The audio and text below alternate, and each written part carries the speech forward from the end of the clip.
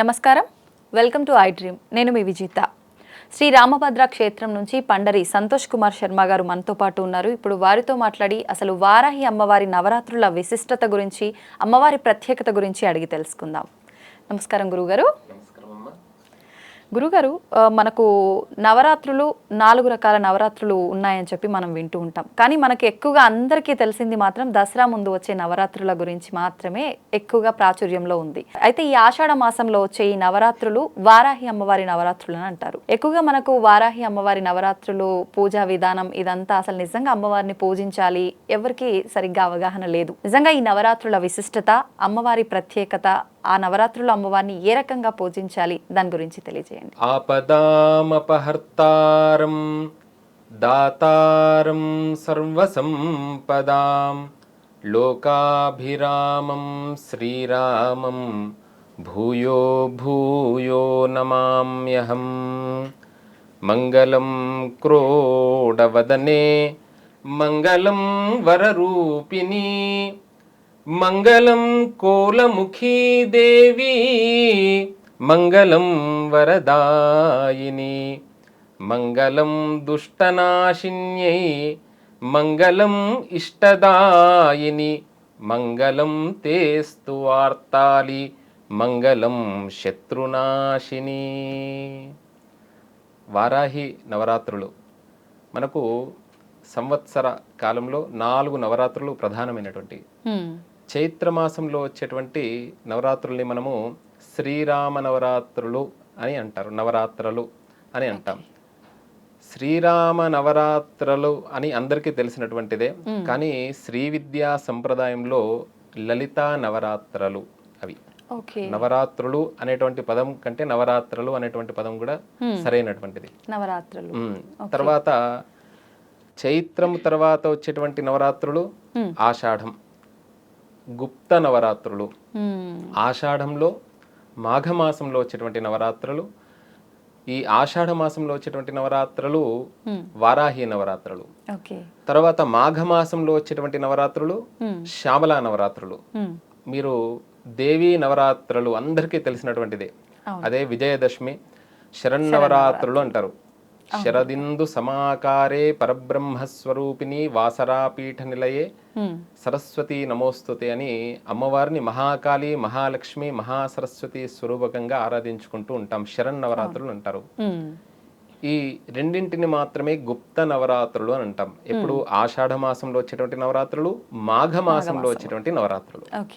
ఆషాఢ మాసం అంటే ప్రతి పౌర్ణమి రోజు ఏ నక్షత్రం ఉంటే ఆ నక్షత్రం ఉన్నటువంటి ఆ మాసానికి ఆ నక్షత్రం పేరు మీద మాసం అనేటువంటి నామం మనం చూస్తూ ఉంటాం. శ్రవణ నక్షత్రంతో కూడుకున్నటువంటి పౌర్ణమి శ్రావణ మాసం. పూర్వాషాఢ, ఉత్తరాషాఢ నక్షత్రంతో కూడుకున్నటువంటి పౌర్ణమి ఆషాఢ మాసం మనకు తెలిసినటువంటిది. ఈ ఆషాఢ మాసంలో వారాహి నవరాత్రులు అనేటువంటిది చాలా విశేషమైనటువంటివి. అందరూ ఆరాధించవచ్చు. దీనికి గుప్త నవరాత్రులు అనేటువంటి పేరు కూడా ఎందుకన్నారంటే, అంటే వీటిని రహస్యము అంటే అర్థం ఏంటిదంటే, ఏదైనా మనం ఒక పని చేసే ముందుగానే చెప్తామమ్మ, పని పూర్తయిన తర్వాత, విజయం అయిన తర్వాత ఆ విజయాన్ని చెప్పుకుంటాం కదా. అలా ఈ ఉపాసన కూడా ఏ పూజ అయినా సరే మనము అందరికీ తెలిసే విధానంగా చేయాలని లేదు.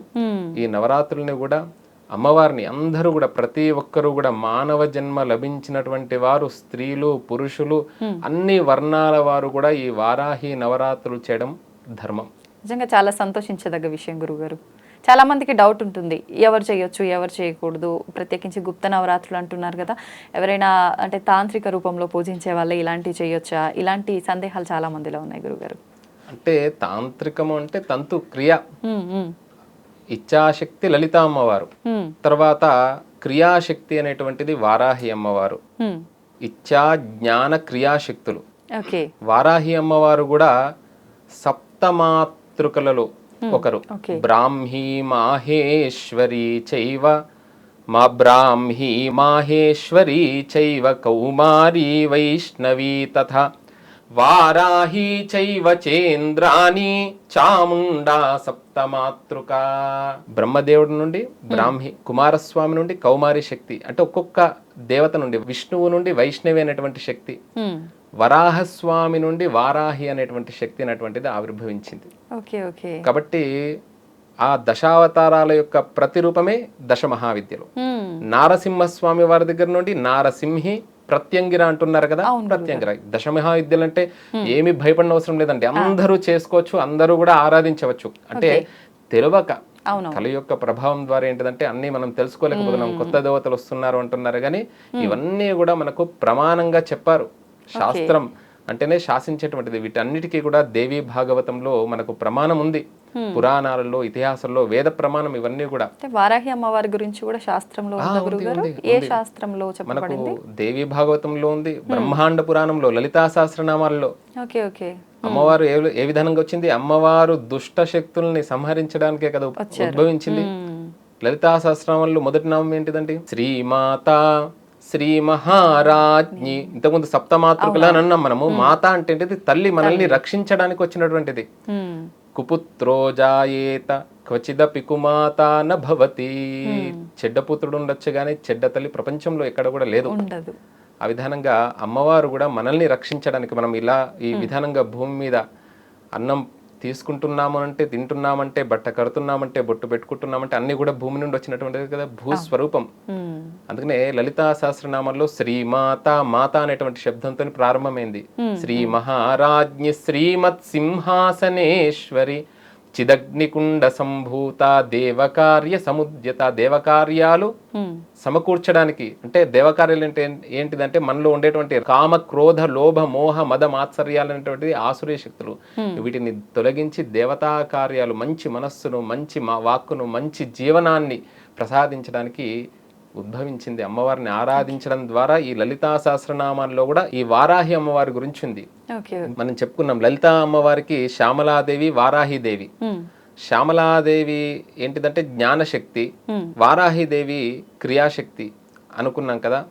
ఈ వారాహి అమ్మవారిని మనం ఆరాధించడం ద్వారా సకల కార్యాలు, భూమి అంటే ఇది ఈ శరీరాన్ని ఏమంటాం మనము? క్షేత్రము అని అంటాం కదా, గృహము అని కూడా అంటాము.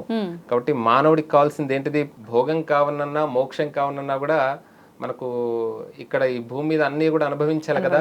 అవన్నీ కూడా అమ్మవారు ప్రసాదిస్తుందండి.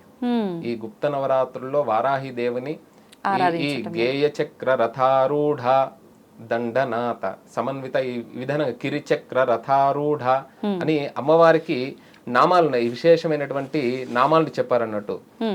గేయ చక్ర రథారూఢ మంత్రిని పరిసేవిత. శ్యామలాదేవికి మంత్రిని అనేటువంటి పేరు కూడా ఉంది. ఈ వారాహి దేవికి కిరిచక్ర రథారూఢ దండనాథ పురస్కృత.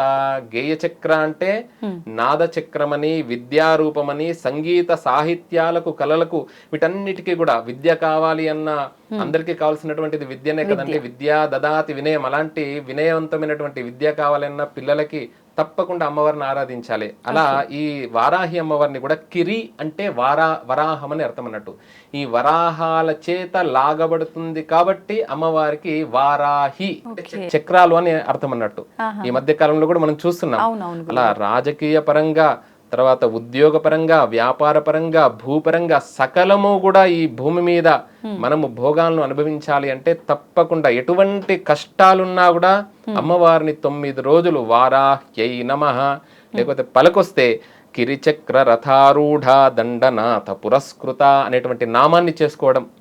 విశుక్ర ప్రాణహరణ వారాహి వీర్యనందిత. విషంగుడు, విశుక్రుడు అనేటువంటి ఇద్దరిని కూడా, విషంగుడినేమో శ్యామలాదేవి, విశుక్రుడు అనేటువంటి వాడిని ఆ రాక్షసుని వారాహిదేవి సంహరించిందంట. విశుక్ర ప్రాణహరణ వారాహి వీర్యనందిత అంటే వంశాభివృద్ధి జరుగుతుందండి వారాహి అమ్మవారిని ఆరాధిస్తే.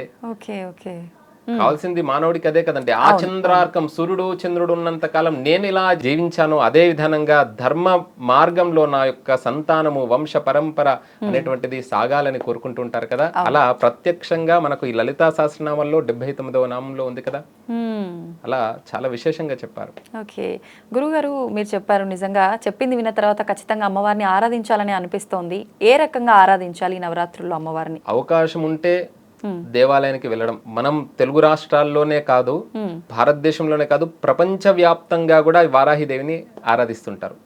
చైనా వాళ్ళకి అటవీ సంపదకి వరాహం ఆ, అదే రక్షణ. Okay okay. జపాన్ వారు వారిని ఒక చాలా దైవంగా భావిస్తారు. హా, మన భారతదేశంలో కూడా ఇంతకుముందు ఒక సినిమాలో కూడా మనకు చూపించారు వరాహ రూపం అనేటువంటి ఒక అద్భుతమైనటువంటి విధానం. అక్కడంతా కూడా ఆ రూపకంగా ఆరాధిస్తూ ఉంటారు. హ్మ్, ఇక్కడ కూడా మన తెలుగు రాష్ట్రాల్లో కూడా భాగ్యనగరంలో హ్మ్, ఒక మహా ఉపాసకుడు, గొప్ప ఉపాసకుడు అమ్మవారి గురించి బాగా తపస్సు చేసి ఆ వారాహి అమ్మవారిని అందరికీ ఈ 3 సంవత్సరాల నుండి వారాహి దేవి అంటున్నారు. కానీ తాను ఒక 15 సంవత్సరాల నుండి హ్మ్, శ్రీ విద్యా ఉపాసన చేస్తూ వారాహి అమ్మవారి దేవాలయాన్ని హ్మ్. కానాజీగూడలో డైరీ ఫార్మ్ రోడ్లో వారాహి అమ్మవారిని దేవాలయ ప్రతిష్టాపన చేసి ఈ 9 రోజులు నవరాత్రులు చేస్తున్నారు. ఆహా, తప్పకుండా దేవాలయానికి వెళ్ళొచ్చు, ఆ వారాహి అమ్మవారి దేవాలయానికి వెళ్ళొచ్చు. ఓకే. ఒకవేళ దేవాలయానికి అవకాశం లేనటువంటి వారు ఇంట్లోనే కూర్చొని మనకు శ్వేత వరాహ కల్పం, మనకేంటిది ఇప్పుడు శ్వేత వరాహ కల్పం కదా, వరాహస్వామి అవతారమే అనుకున్నాం. ఒక చిత్రపటం అని ఏమీ అవసరం లేదు. దీపారాధన చేసి దేవీ నవరాత్రులు ఎలా చేస్తాం అవును. అలానే లలితా సహస్రనామాలు చేసుకోవచ్చు. హ్మ్, వారాహ్యై నమః అనేటువంటి నామాన్ని చేసుకోవచ్చు. ఓకే. కిరిచక్ర రథారూఢ దండనాథ పురస్కృత విశుక్ర ప్రాణ హరణ వారాహి వీరేనందిత ఇలాంటి నామాల్ని చేసుకోవచ్చు. ఓకే. ఆ విధానంగా ఎవరైనా కూడా అనుకూలంగా రోజు అన్నం ఏ విధానంగా మనం ఇంట్లో మడిగా వండుతాం. ఈ 9 రోజులు మాత్రము ఈ వారాహి అమ్మవారిని మాత్రము సూర్యోదయానికి పూర్వమే లేచి హ్మ్, సూర్యోదయానికి పూర్వంగానే మనం చేయాలన్నారు. లేదు వాళ్ళకి అవకాశం లేదు, ఉదయం పూట ఉద్యోగ ధర్మం వ్యాపార ధర్మం ఉంటుంది, సాయంకాలం ప్రదోషో రజనీ ముఖం అంటే సాయం దోష భూయిష్టమైనటువంటిది, అందుకనే ఆ సమయంలో తినకూడదు నిద్రించకూడదు అంటారు.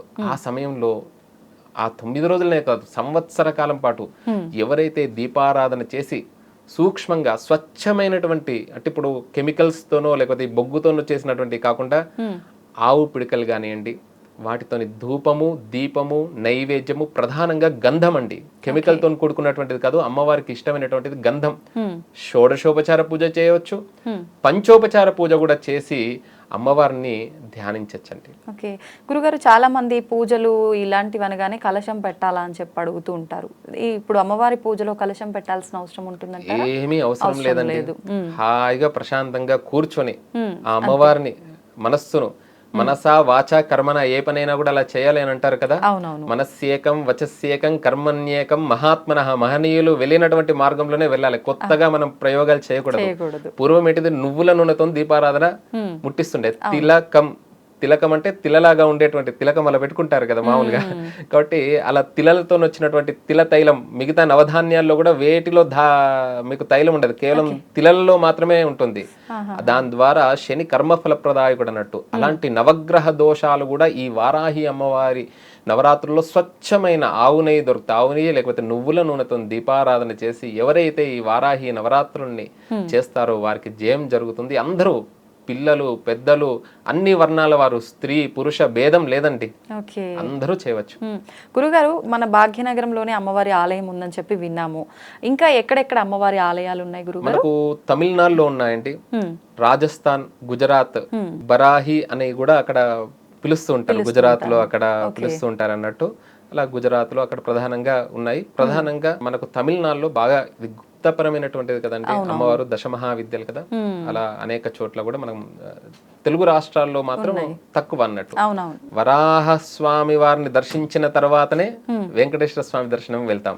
అందుకనే ఈ వారాహి నవరాత్రుల తర్వాతనే అన్ని పూజలు వస్తుంటాయి మనకు. చూడండి, ఇక్కడితోనే మన పూజా ప్రారంభం ఎక్కడి నుండి అంటే ఈ ఆషాఢ శుద్ధ పాడ్యమి అమ్మవారు జన్మించినటువంటి రోజు కూడా అని చెబుతూ ఉంటారు. అక్కడి నుండి ప్రారంభమయ్యి పౌర్ణమి వరకు కూడా చేయవచ్చు.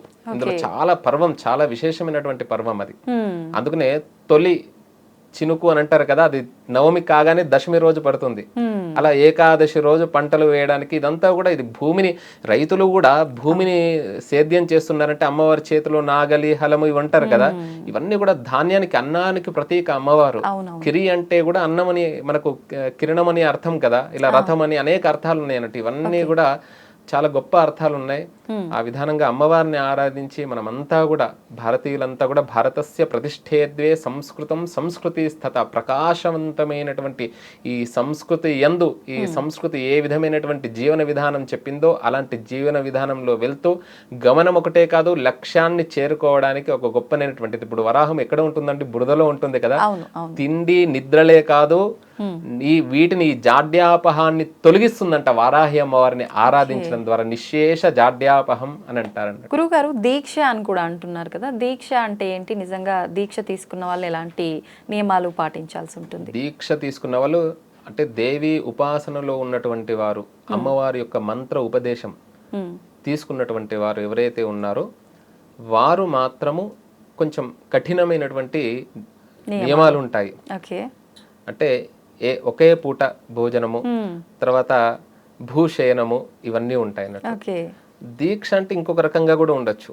అంటే సంసారంలోనే ఉంటూ భగవంతుణ్ణి ఏ విధానంగా మనము ఆ భగవంతుడి యొక్క ఆరాధన చేయవచ్చో, అంటే అతని సంసారంలో అన్ని పనులు, గృహిణి తన యొక్క ధర్మాన్ని నిర్వహిస్తూ ఉంటుంది, ఉద్యోగ ధర్మాన్ని భర్త నిర్వహిస్తుంటాడు. అంటే ఎవరి ధర్మాన్ని వారు నిర్వహిస్తూ భగవంతుడి యందు మనస్సు ఎట్లా లగ్నం చేస్తామో అందరూ కూడా ఇలా దీక్ష అంటే 9 రోజులు కూడా వాళ్ళ శరీర పరిస్థితిని బట్టి అవకాశం ఉంటే ఒక పూట భోజనము, తర్వాత అల్పాహారం అలా చేస్తూ కూడా ఈ దీక్షలో మనస్సును మాత్రం ఆ అమ్మవారి యందు లగ్నం చేసి చేయొచ్చు. అందరూ చేయొచ్చు. ప్రతి ఒక్కరు మానవుడిగా పుట్టినటువంటి వారు ప్రతి ఒక్కరు కూడా చేయవలసినటువంటి నియమాలండి ఇవన్నీ. గురుగారు ఎప్పుడు మొదలవుతున్నాయి ఈ నవరాత్రులు? ఎప్పుడు వరకు మనకు ఈసారి విశేషం ఏంటిదంటే 6వ తేదీ రోజు మొదలవుతుందండి. ఇప్పుడు 9 రోజులు కదా, ఈసారి 10 రోజులు వస్తున్నాయి. ఎందుకని గురుగారు అలా? అంటే ఒక తిథి ప్రమాణం అటు ఇటు ఉండడం ద్వారా మనకు 10 రోజులు. ఈ 10 రోజులు పూజించాలా నవరాత్రులు? పౌర్ణమి వరకు చేయొచ్చండి. ఆషాఢ శుద్ధ పౌర్ణమి వరకు అమ్మవారిని ఆరాధించవచ్చు. 10 రోజులు అవకాశం ఉంటే 15 రోజులు పక్షం. ఇప్పుడు ఆశ్వీజ విజయదశమి కూడా, శరన్నవరాత్రులు కూడా పౌర్ణమి వరకు చేస్తారు. విజయవాడలో తీసుకోండి. ఈసారి విశేషం ఏంటంటే విజయవాడలో కూడా వారాహి నవరాత్రులు చేస్తున్నారు. చాలా విశేషం, అది చాలా గొప్ప విషయం అండి. పూర్వపు పద్ధతులన్నీ కూడా కరోనా వచ్చిన తర్వాత ఇప్పుడు మన యొక్క సంస్కారాన్ని, సంస్కృతిని ఎలా అన్ని చేతులు కడుక్కోలే, కాళ్ళు కడుక్కోలే, బయటకు వెళ్ళి రాగానే స్నానం చేయాలి, కొంచెం ఆవు పేడతోని ధూపం ముట్టియాలి, అంటే ఏ విధానంగా ఒక గొప్ప నియమాలను పాటిస్తున్నామో ఇవన్నీ కూడా పూర్వం ఉన్నాయే, ఇప్పుడు మరలా మనం తెలుసుకొని మనం వెళ్తూ ఉన్నాం. చాలా సంతోషం గురుగారు, చాలా చక్కగా వివరించారు. చాలా మంచి మంచి విషయాలు, మా అందరికీ తెలియని విషయాలు. ధన్యవాదాలు గురుగారు. జై శ్రీరామ్.